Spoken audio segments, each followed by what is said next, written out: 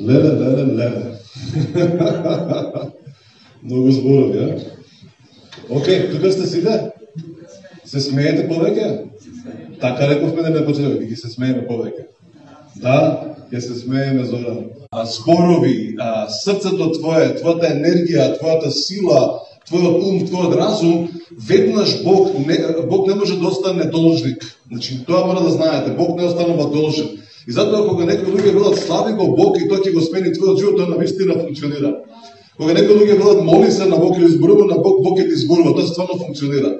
Кога некој вели дајте му на Бог или давајте на црквата, давајте, Бог не може да ти остане должен и Бог ќе го исполни таа празнотија или пак тој празен дел каде што ти си се испразнил.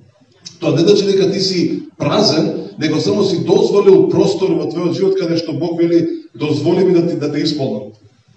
Амен.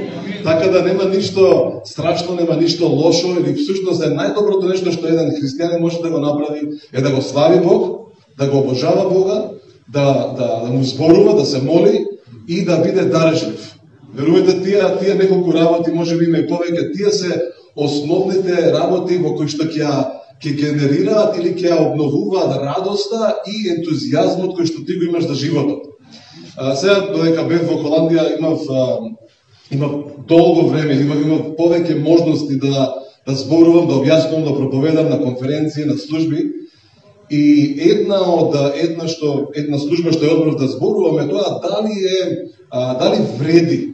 И потоа зборував дека јас се спасив 95-та година. Од 95-та година јас би рекол дека мислам дека можам на прсти да изборам служби што сум ги или денови што сум ги пропуштил да не отидам на некоја служба, поготово во некоја недела. Значи ние кога се спасивме тогаш 95-та година, значи ние имавме всушност секоја вечер се собиравме, што навидум беше некаква си врста служба, да наречеме. Зашто ние не зборувавме таму за корона, не зборувавме за фудбал, не зборувавме за времето, таму зборувавме за Исус.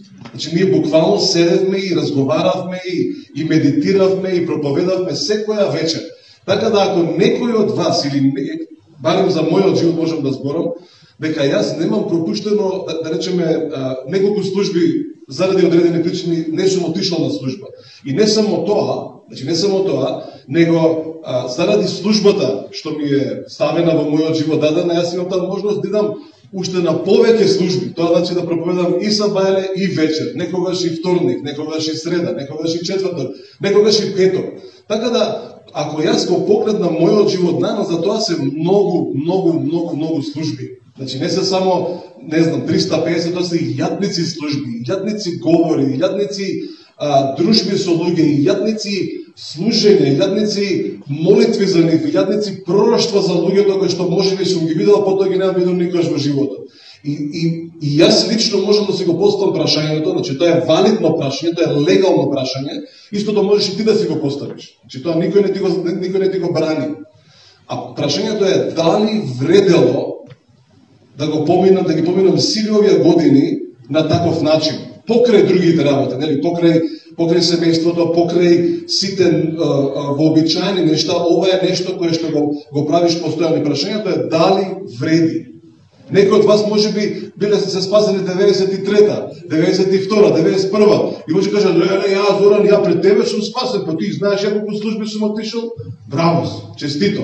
Прашањето што треба си го поставиш или ако некогаш дојде во твојот ум, дали сево ова вреди, дали вредело времето да се потроши, да се стане сабајле, да се дотераш, да се наместиш, па да отидеш таму, па да пееш, па да се вратиш назад, па пак да отидеш, па пак да се смееш, па пак да пееш, па пак да даваш, па пак да се молиш, па пак да станеш, па пак да се спремаш, па пак да пееш, да го славиш Господ, па пак да се молиш, па пак да даваш. Верувате вреди. Верувате дека вреди. Вреди не само 25 години, вреди и 70 години, вреди и 100 години, ако имаш, вреди затоа што тоа е единственото нешто кое што на земјата ќе остане како печат врз твојот живот и печат врз другите животи на другите луѓе. Тоа вреди затоа што не го правиме за нас, него го правиме заради Божјото царство. И всушност кога Словото ни вели најпрво, кога Исус ни вели туку најпрво барајте го Божјото царство, основата не е дали јас ќе добијам нешто, туку што јас ќе видам, што јас ќе најдам, за да можам да го дадам. Значи, барањето на Божјото царство не е всушност лична перспектива. Тоа не е некоја лична, како се вика тоа, кариера. Јас ќе барам и ќе си најдам. Како викаат денеска, абе ти не гледај за другите, гледај си за себе, како викаат мајките, синко ти за тебе да си гледаш. Ти твојата да си станеш доктор, да си станеш директор, шеф да станеш, учител да станеш, даскал да станеш. Ти не гледај за другите, ти гледај си за себе. Јас го разбирам тој дел. Знаете ли кој размислува така? Така размислуваат паганите. Така размислуваат оние кои што не го познаваат Бог и Божјото срце. Всушност, само да ви докажам дека тоа е така. Океј? Овој стих го имаш. Ај врати се стихот предходно. Предходниот стих. Значи не мора многу далеко да одиме. Исусов дека во 6 глава, всушност 5 глава и 6 глава се всушност она што Исус го зборува. И ако некогаш ви треба сакате да знаете што Исус е или кој Исус е и што Исус зборува или какво е неговото срце, читајте 5 глава и читајте 6 глава. Всушност Матеј го цитира Исуса постојано во 5 глава и во 6 глава. Може, стаја таму ја, зашто многу мрдам ќе ја турнам сигурно чашата. Ја обично кога идам на други конференции во други цркви, секогаш така да ми стават она, знаете, за науше што е, и тука ја викам, не, дајте ми микрофон, зашто многу ми иде рака во лево, десно, тој што преведува да не добие некоја штаканица. Така да, затоа, иде во Матеј 6 глава 32 стих, каде што Исус вели, значи, овека читаме дека вели, туку барајте го најпред Божјото царство и неговата праведност, а се во друго ќе ви се додаде. А во 6 глава 32 стих вели, но и паганите или безбожниците исто бараат. Значи, они исто бараат. Значи, не станува збор, зашто Исус дека споредува една врста на луѓе и друга врста на луѓе. Едни кои што стварно бараат и други кои што бараат. И сега е интересно што, ако го најдеш овој Андреј, интересно е што самиот збор бараат, го најдовте ли? Зашто сето тоа го бараат и незнабожците. Сега зборот бараат. Ај таму ќе се фокусираме. Грчкиот збор е зетео. Океј, значи обичен грчки збор да бараш нешто. Но интересно е што во кој не јазикот кој што е напишан Новиот Завет, тој јазик или тој начин на изразување е многу поетски начин. И многу е подлабок, да кажеме за тоа време бил многу длабок и изразителен јазик. Значи тој бил како опишувачки јазик. Кога го читале, кога Павле и другите апостоли го пишуваа, они бараат зборови, значи буквално бараат зборови за да го донесат поблиску не само значењето, него суштината на тоа што Духот им зборува.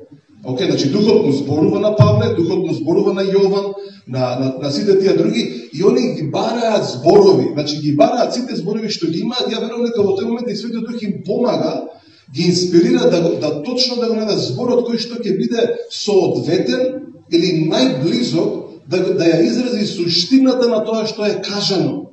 Океј?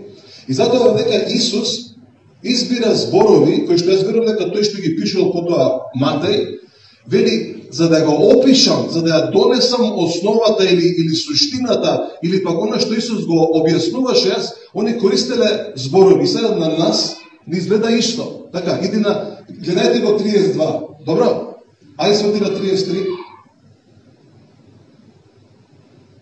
Всушност, нема никаква разлика, само не мислиме дека е граматика, барајте и го бара, така. Али всушност, во тој јазик, зборот зетео, всушност зетео е во 33 стих, во предходниот стих е епизетео, што значи ја нагласува искреноста или подобро да кажам длабочината на барањето. Сега, кога Исус вели и незнабожците бараат, тука зборот се однесува на, всушност основата е себичноста на барањето. Всушност, толку се вметнати, толку се ставени во тоа барање, што прават се и се, што само да го добијат тоа. И нагласото тука е личната корист. Значи, бараш, затоа што сакаш да го добиеш и сакаш да го зграбчиш за себе си. И кој ќе го најдеш и кажеш, ова е моје. Нели? Но, побарува, овој стих побарува лична, како се вика тоа, лична инволвираност или вмешаност. Значи едноставно се со сите можни сили го бараш тоа и го зграбчуваш. А интересно е што е во негативна конотација.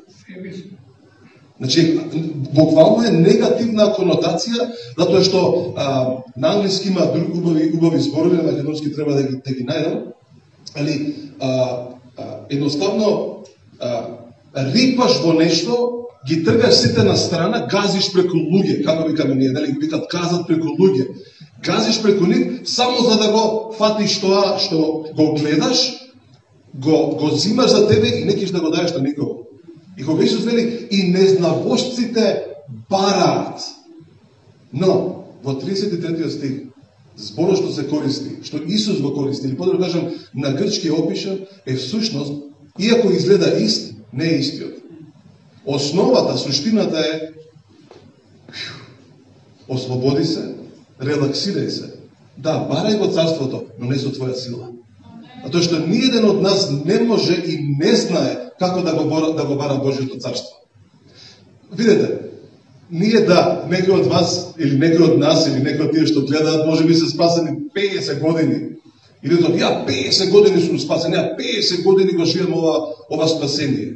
Значи, и тој, и јас, и ти, правиме многу голема грешка, кога кажуваме, ние го живееме спасението.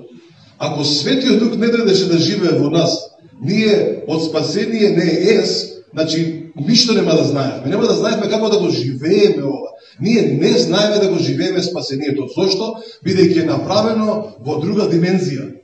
Тоа не е направено од тато и од мама, тоа не е направено од тукашната едукација, па они да не научат. Кидеме 8 години во школа или 9 години во школа и ќе не образуваат како да го живееме спасението. Ја додека учев 8 години во основно училиште, единствено кога зборувавме за спасение, значи единствено ако сум зборувал за спасение, е кога учителот немаше да ни испраши и ќе кажеме, леле се спасив.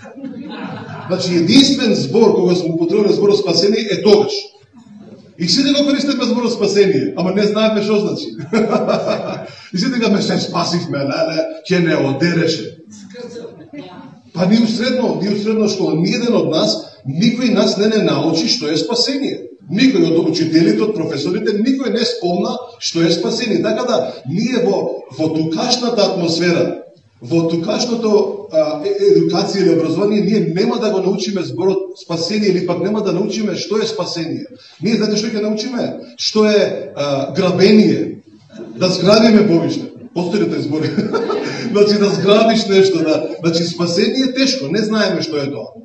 И затоа кога ние поверувавме, ние го добивме спасението. И сега зашто ние мислиме дека ние можеме да го живееме сами да се снајдеме во ова нешто што се некоја спасение, кое што не доаѓа од човечки извор, кое што нема човечка сила во него, ние да не можеше да го замисли, ние да не веруваше, дури денеска луѓето не веруваат во спасение.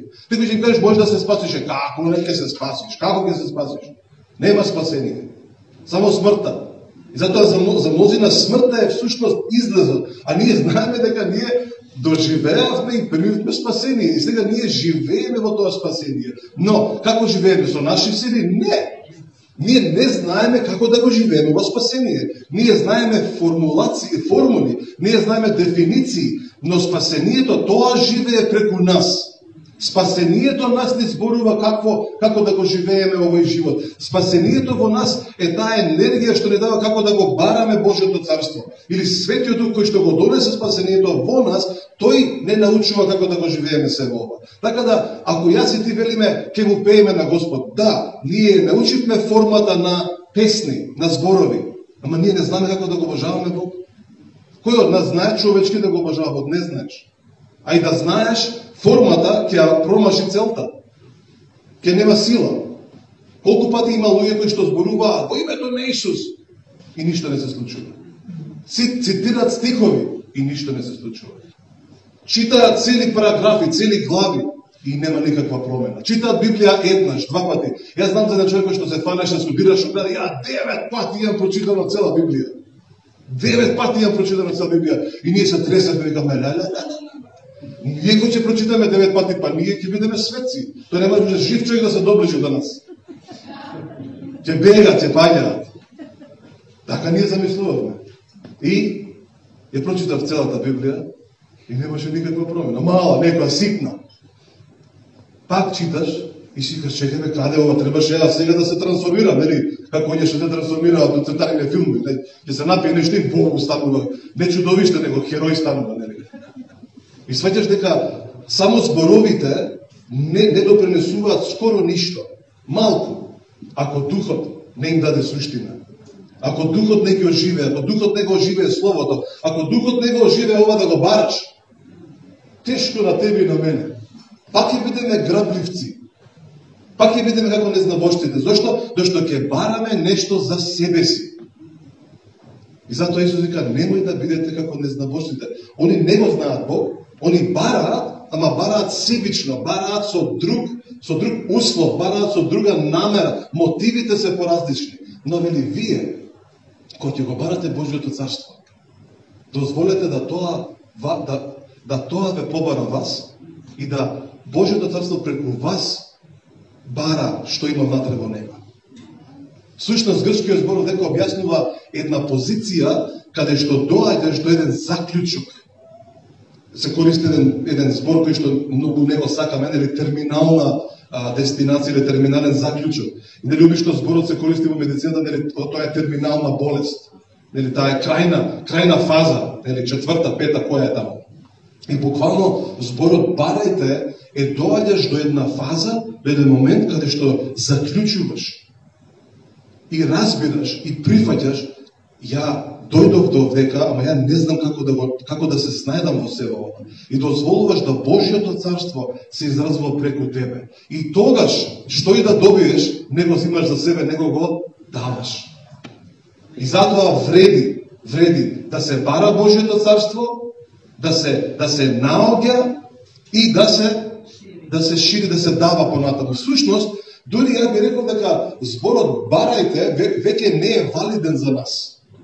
Толку многу, колку што, бидејќи сега Исус им зборува на луѓе кои што биле евреи, значи им зборува на евреи кои што чак пат колку толку го знаеле Бог или знаеле нешто за Бог. Така, значи не зборува, првата група на луѓе појма немаат тој, значи врска немаат, ни кој е Бог, ништо. Евреите барем имаат некакви си услови да кажуваат знаеме нешто за Бог. Нашиот татко е Авраам, после му кажуваат на Исус, па ние го знаеме Мојсей, па Илија, и знаете, се правдаат со нив. И вика Исус, вика, добро, вика, ајде, вие, барем колку толку, знаете зборот колку толку? Имаше еден пред многу години, и викаше, се закачатме со едни, и вика, и почна да трчаат по нас, вика, и колку толку им избегавме, али ме фатија, вика, и не искршија човек. Колку толку. Така да овие мислеле дека го знаат Бога и имале некаква си представа. Исус вика, вие не го барете Божјото царство, затоа што да биде како нив. Барем малку од малку, вие што разбирате, барајте го не заради вас, него заради другите околу вас. Никогаш нема да изгубите, секогаш ќе имате предност, секогаш ќе добивате повеќе од другите, али да знаете дека не е ова за вас. Така да зборот барајте го Божјото царство е многу длабок, многу подлабок, или суштината е многу подлабока оно ништо што го зборува него што ние мислиме, тоа е само, нели, само една сугестија, не е сугестија, ова е начин на живот. Кажи ми, имаш сликата што се прате, сега слушате го ова. Бидејќи мене наистина Матеј 6:33 ми е, нели, да ја речам еден од најблиските стихови, алармот ми е ставен на 6:33, колку што може, нели, кога може. Требаше да ви изненадам. Океј, значи ова е пред 2 недели. Океј, и ме носи Гого на аеродром, према Холандија, и требаше да зборам таму 2 недели или 10 дена, и викам, а ја од секогаш викам, еден ден јас ќе имам таблици холандски, затоа што многу ми се допаѓаат. Жолти се со, нели, со жолта позадина со црни букви. И 15 минути му зборам на Гого, таблиците холандски. И дури некојаш викаме, што толку запинјам, па добро, таблици се, не е тоа нешто злато. Доаѓам во Холандија, првиот човек што ме среќа, че Зоран, мене Светиот Дух ми зборуваше, ми дава поклон, холандски таблици, со мистер Зоран, така ми викал таму, и Матеј 6:33. Така да кога некогаш ги гледам, а ги гледам постојано, дали тоа е на таблици, дали тоа е во продавница, идам купам нешто во продавница и кажуваат колку пари е, 633 денари, дечко. Така да, знаете, и тоа не го гледам само како сега ќе се фалам ја на служба, не, него јас тоа го гледам за мене лично. Го гледам како знак, како говор на Светиот Дух, кој што постојано го нагласува тој момент, за да не го заборавам, за да не го тргнам на страна, за да не бидам дефокусиран, туку всушност обратно, да се фокусирам на тоа Божјо царство. И колку пати ќе размислувам за некој човек, да му се јавам на човеков или не, или пак ќе размислувам, тој не го бива тој човек, и само поминува кола 633. О, извини. Извини. Така да ние постојано нас не треба некаква си adjustment, како корекција или приспособување, да се приспособиш, затоа што е толку лесно покрај сите зборови, покрај сите влијанија што ги имаме постојано околу нас, ние, иако се нарекуваме свети, или подобро кажем, иако слободно нас нарекува свети, иако сме свети, знаеме многу често да забушуваме, да правиме и затоа ни е потребно Светиот Дух. Ја не знам за тебе кој е твојот стих. Значи, ја не знам кој е твојата потреба, или што е тоа што тебе Светиот Дух за тебе го употребува во твојот живот. Кои се тие стихови, кои се тие делови од Библијата? За мене најверојатно е овој. Затоа што ниту сум можел да испланирам, ниту пак сум очекувал, ниту пак сум знаел дека такво нешто. По искуство знам дека ме следат овие бројки постојано. Али не можеш да ги оркестрираш, не можеш да ги испланираш на таков начин, да кога ќе мислиш нешто и доаѓа таа бројка. Ја тоа го гледам говорот, тоа го гледам за мене како говор на Светиот Дух во мојот живот. Примети го говорот на Светиот Дух во твојот живот. Примети го. Затоа што ќе ти помогне многу и ќе ти ја изоштри патеката по која што треба да се движиш. Амен. Така да примети го, затоа што ова сепак е лично барање. Лично ти мораш да се впуштиш.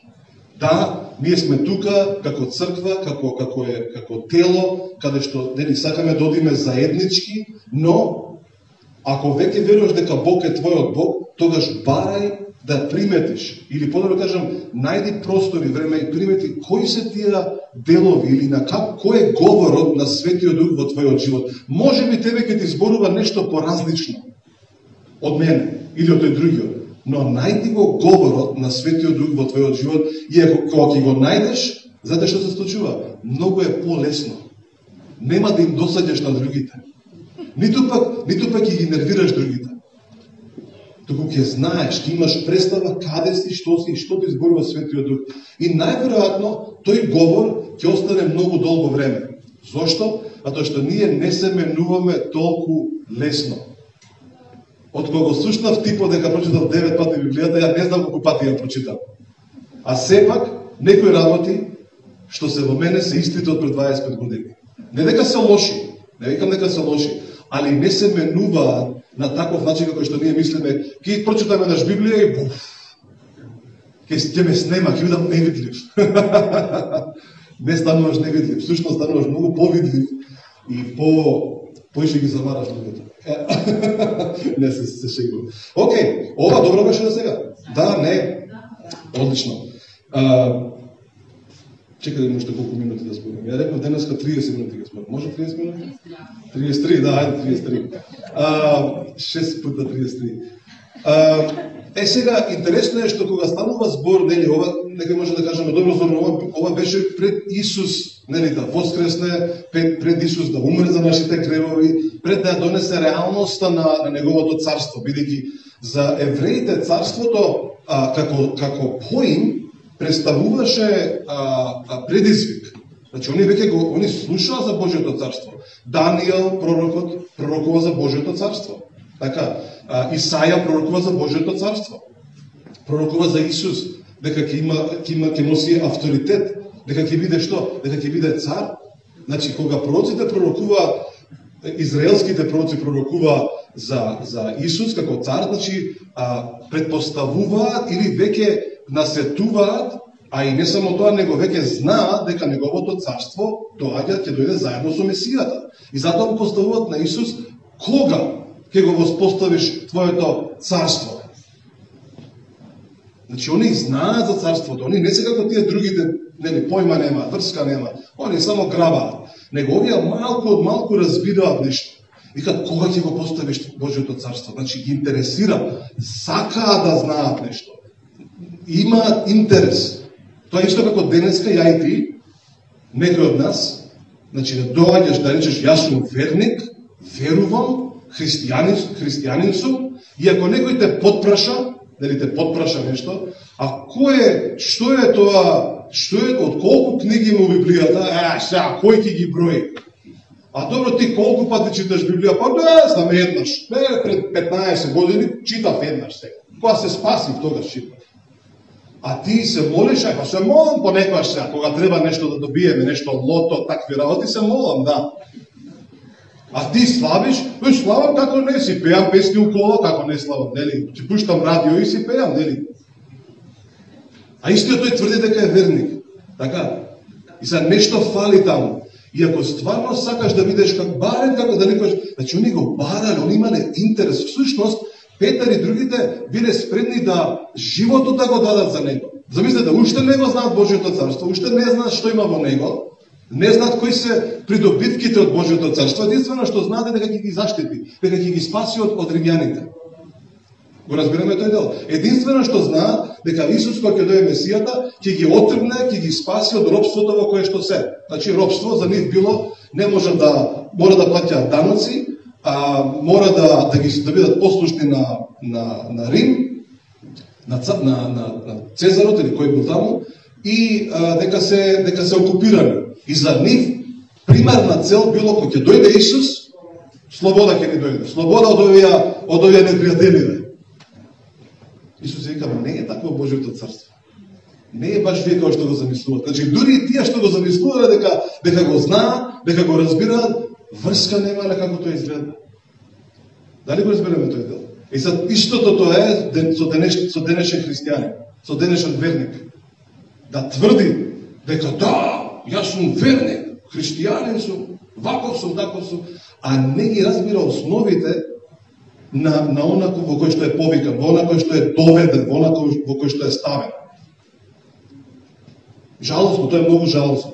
Ја не верувам дека сите треба да ги знаеме сите стихови на памет. Верувајте, нема потреба некогаш. Многу стихови ќе те заморат, затоа што ставаат бреме во твојот живот. Но барем да имаш интерес, барем да го бараш тоа царството што веќе, или да го истражуваш, тоа е подобар збор, да го истражуваш тоа во Божјо царство, бидејќи е дел од твојот живот, бидејќи ти си дел од него. Амен. Океј, ајде само уште еден стих. Не само уште еден стих, него цела глава ќе отворим. Еден стих, што зборам па еден стих.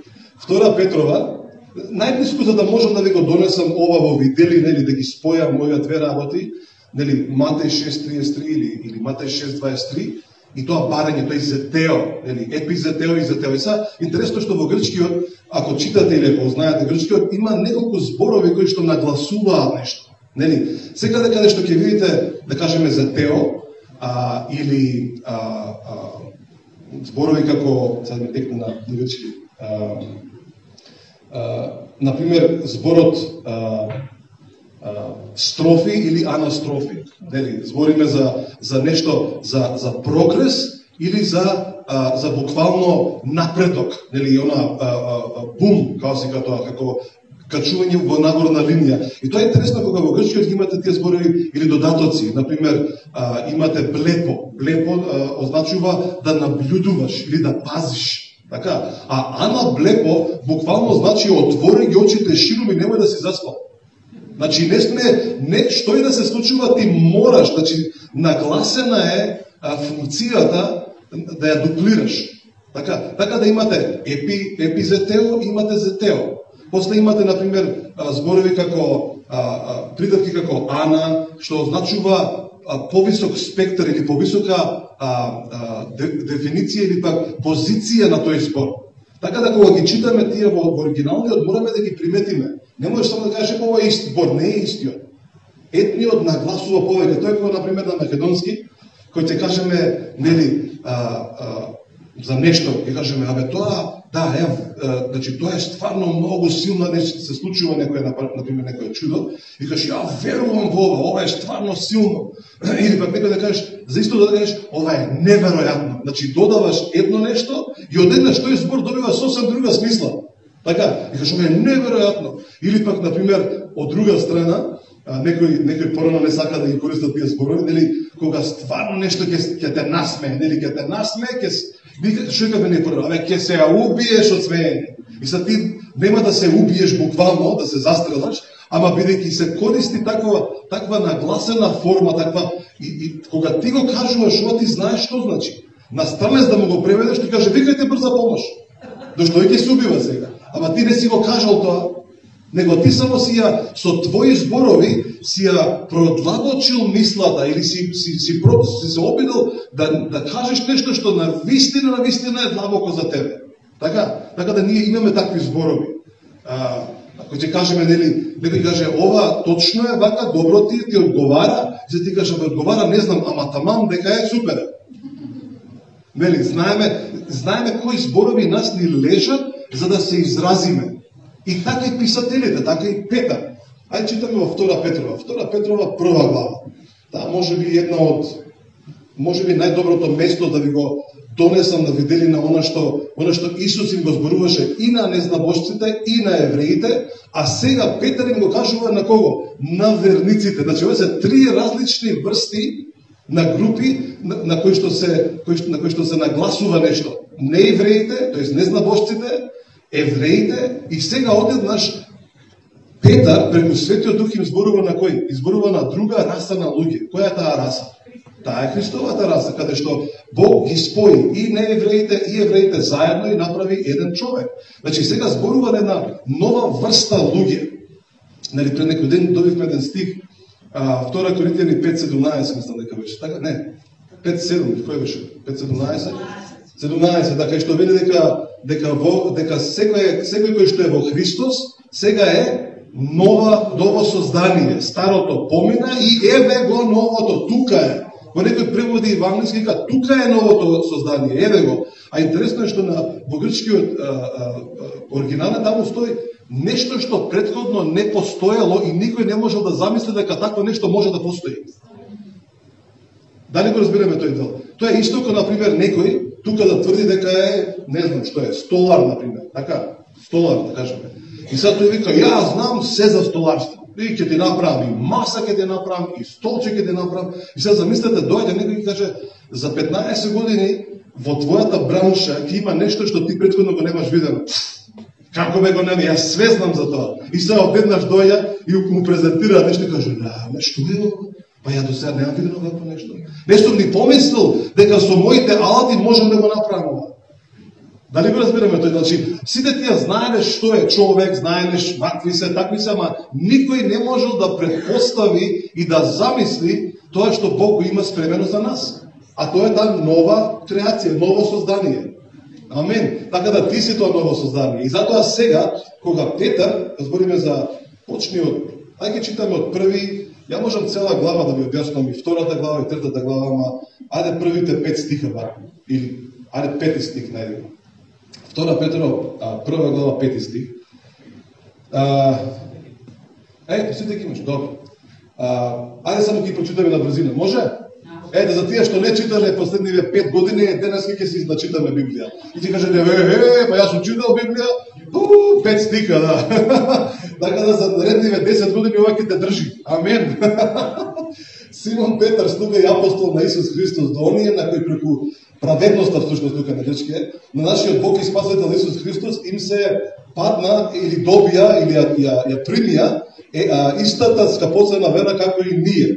Okay? Благодата и мирот во познавањето на нашиот Бог и Христос Исус, нашиот Господ, да ви се умножуваат. Okay? Трети стих. Бидејќи неговата божествена сила ни подели се што е потребно за животот и побожноста, преку познавањето на оној кој не повика во својата слава и совршенство. Ете го тој збор не повика. Значи, ниту јас и ти се спасивме за тоа што мислевме дека спасението е добро, Ние знаехме дека е добро кога слушнавме, ама ние немавме сила да се спасиме. И затоа Библијата не вели по благодат, преку што? Преку вера се спасите. Значи, ја кога слушнав за спасението, викам нема шанси ова. Јас знам луѓе на кои што им зборам, не може да е ова волку добро. Нема шанси да е толку спасението, не може да е волку добро. Не може. Абе, човек може. Нема шанси да е. Кој нуди вакво нешто денеска? Нели, сите знаат, бидејќи сите сме изгорени од сите тие продукти што не ги сервираа, и сите тие продукти всушност ти ги сервираа за да ти земат нешто, не да ти дадат нешто, а овдека спасението ти се нуди и ти вика не барам ништо од тебе. И затоа спасението е многу тешко да се прима денеска.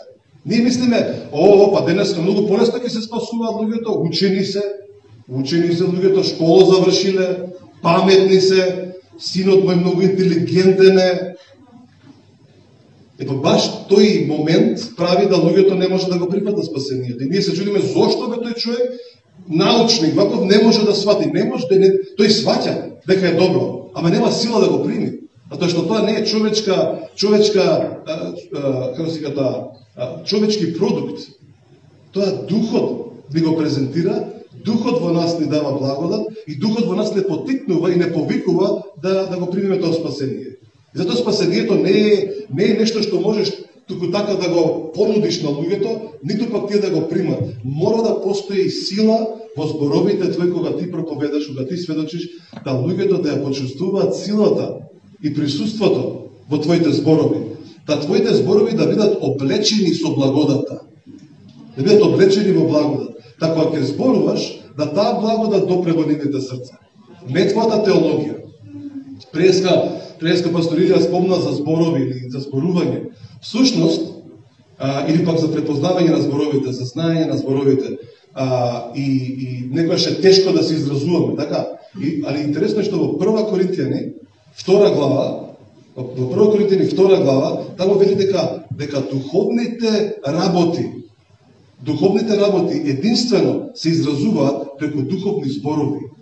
Значи, постојат зборови кои што духот ќе ги формира во тебе. Така кога духовните работи се појавуваат околу тебе, и можеш да им зборуваш, и можеш да ги прифаќаш, и можеш да научиш како се викаат. Малку само да ви додам малку духовност, малку да подигнеме. 3 стих, 4 геница. Преку кои нас ти се дарувани многу големи и скапоцени ветувања, та преку нив да станете соучесници во Божјата природа. Ако се оддалечите од гнилежот на овој свет, интересен превод може и вака, да се избавите од гнилежот на овој свет. Са 5 стих. Океј, ова е многу битен. Затоа, грижејќи се за ова сестрано, принесете кон верата своја, и потоа опишува 7 работи, пишува добро, тука е добро тело или доблест во некои преводи, кон доблеста знаење, потоа зборува за трпеливост, за долготрпеливост, за братска љубов, за љубов, ама нема да идеме во нив. Али интерес, кон знаењето воздржување. Сега слушате го ова. Мене многу ми е битен овој стих, принесете. Значи, затоа грижејќи се за ова сестрано, принесете или ставете или додадете. Океј, и сега интересно е што, ако го најдете тука во грчкиот, знаете кој израз се користи? Се користи парасверос или парасверо. Што значи тоа? Нели, рековме дека зборот пара исто така е додавка или придавка, за да не зрешам тука некој да нема лектор, одма ќе ме коригира. Значи, ти можеш да бидеш на едно место, но ако некој дојде до тебе, тој ќе каже тој е паралелно до тебе или околу тебе. Нели, се сеќавате кога зборивме за Светиот Дух? 2 збора се, Исус со 2 збора го опишува Светиот Дух. Пара и клетос. Клетос веќе го знае.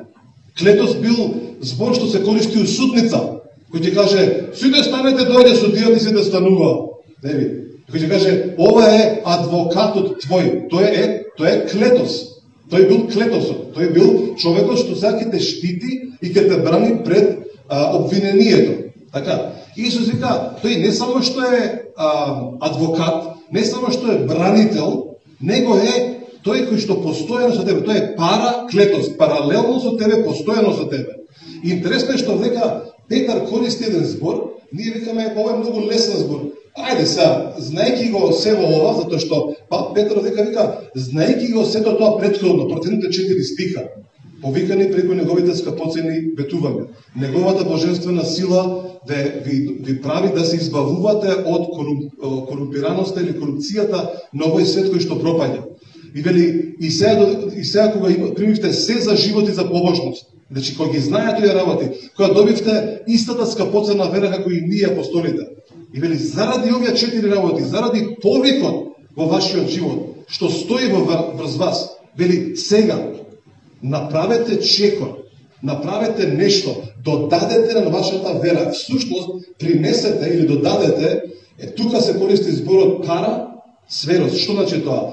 Постојано или покрај сесрдно во твојата близина, во твојот живот, во сферата на твоето битие, во сферата на твоето постоење, таму каде што си.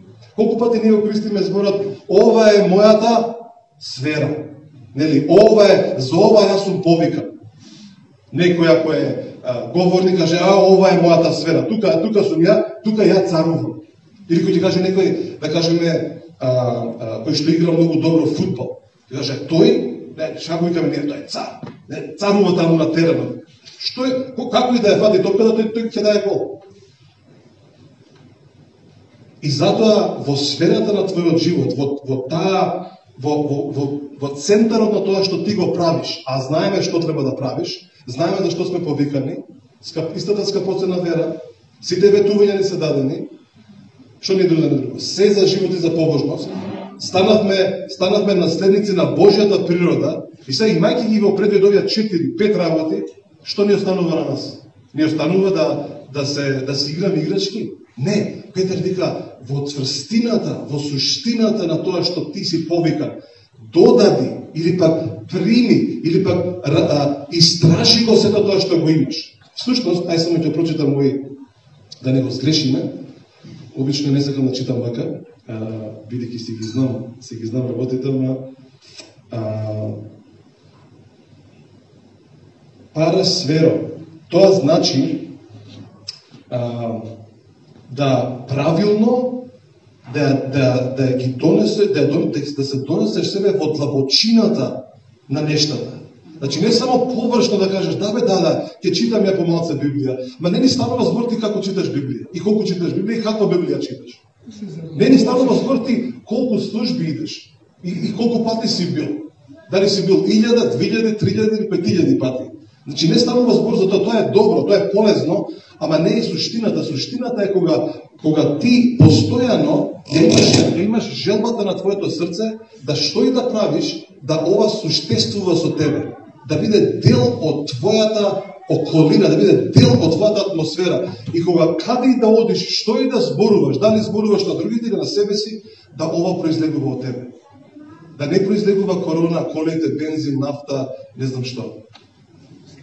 Само на таков начин можеш да се избавиш себе си од пропаѓањето на човечката, на тоа што околу тебе, што те окружува. А во овој стих, и всушност ова е единствен пат да се користи овој збор. Го немате никаде во Новиот Завет. Само тука Петар го користи. Само века се користи. И интересното знаете што е? Што во истава глава, во 12 стих, вели Петар, за ова, а всушност само 2 стиха претходно вика, ако ги имате овие работи, значи овие 7 работи, ако ги имате во вашиот живот, и ако се умножуваат, значи не само да постојат, него ако се умножуваат, што значи да се умножуваат? Што рече пасторите да се мултиплицираат, ако тоа ви е полесно, нели? Ајде ако така сакате, да се мултиплицираат. Да растат, да стануваат 1, 3, 5, 7, 20, раст се множат во тебе, вели. Ако ги имате сите овие работи и растат и се множат во вас, никогаш нема да бидете непродуктивни и никогаш нема да бидете безплодни во познавањето на нашиот Господ Исус. Никогаш. Всушност после тоа Петар вика, и никогаш нема да паднете. Никогаш нема да се сопнете за да паднете. И затоа ќе ти кажеше некој порано, ти ако си така силен, ако ти толку многу се фалиш со Господ, еден ден ти ќе паднеш. А Петар вика, нема никогаш да паднете. Никогаш. Ветување од апостол Петар. Ветување преку Светиот Дух, дека никогаш нема да паднеш во твојот живот. Та сега кој ќе погледнам ја наназад, на сите тие браќи и сестри кои што не ги гледам околу мене сега, некаде се нешто прават, нешто зборат, нешто објаснуваат, нешто не знам што прават. И се велам, не било до Божиото ветување, него било до нивната сестрдност да навистина да се посветат на ова Божие царство, да се посветат на овие нешта. Затоа што Бог, Светиот Дух, те почитува, ако сакаш да знаеш. И ќе почитува колку ти сакаш. Знаете, порано бев толку обсесивен со оваа мисла. Или не само јас, најверојатно сите ние. Што е Божјата волја за мене? Дај, да отидеме на една конференција, да дознаеме што е Божјата волја за мојот живот. Имало пророци таму, тие ќе ми кажат, еве, ја идам на таа конференција и тој ќе ми каже што е Божјата волја за мојот живот.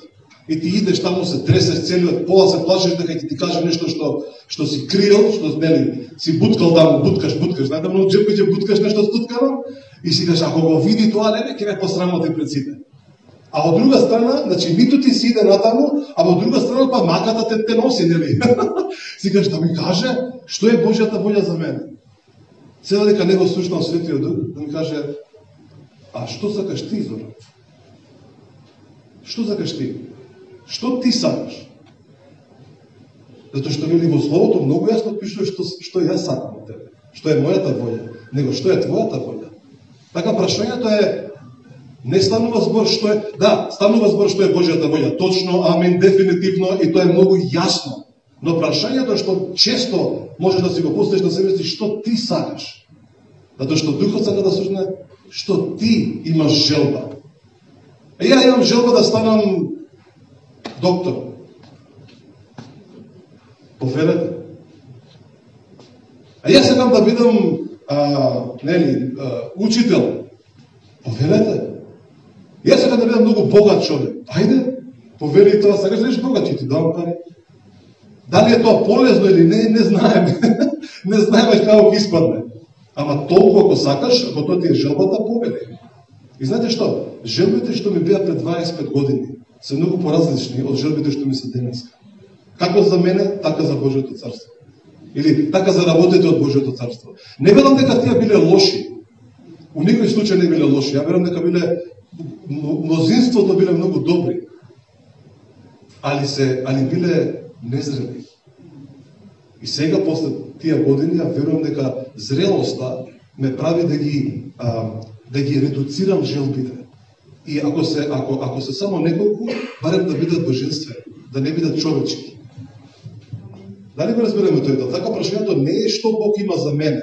Ние точно знаеме што има Бог за тебе. Точно пишува. Читај се Библијата и ќе си научиш. Потврдувај си. Ова сака, тоа сака. Поготово Коринтијани, 1, 2 Коринтијани, Филипијани, таму Колосјаните, 3 глава, имате само 3 глава да читате, имате 26 стика, само се практични работи. Починувајте се, служете, охрабрувајте се едни со други, деца бидете послушни на родителите. Тоа е Божјата волја за вас. 20 стих. Така да, имате многу совети, имате многу дирекции што Бог сака од нас. Прашањето е што ти сакаш, што е твојата желба.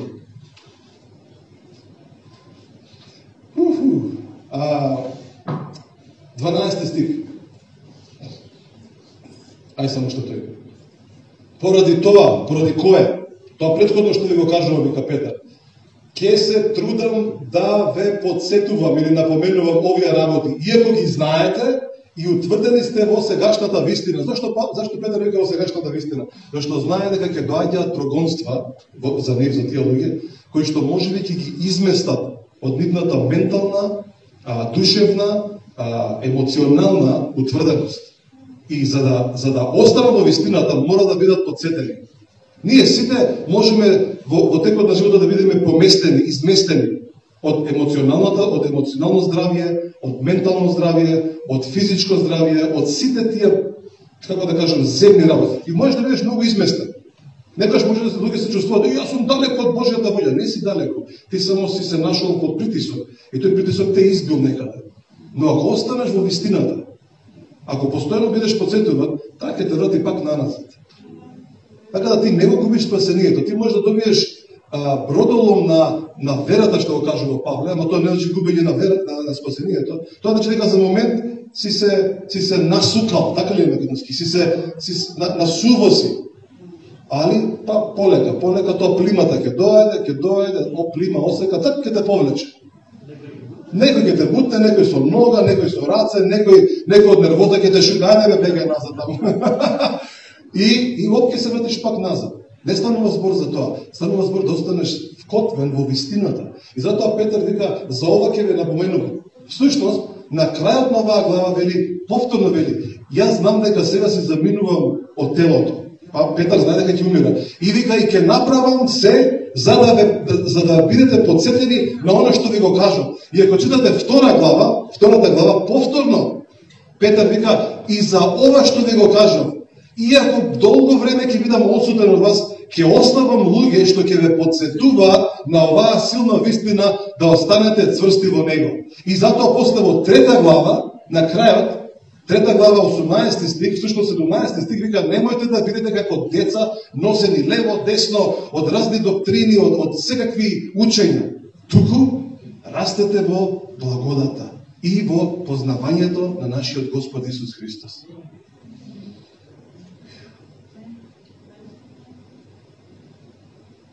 Така да се бара Божјото царство е нешто што Духот го прави во тебе.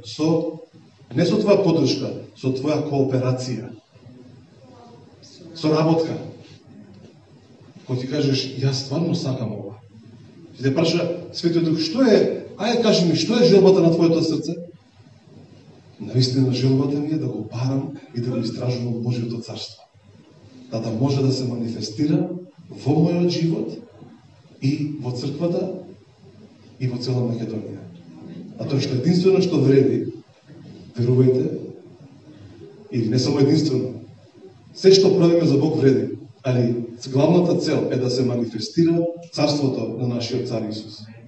Тоа е главната цел. Црквата постои да се манифестира Божјото царство.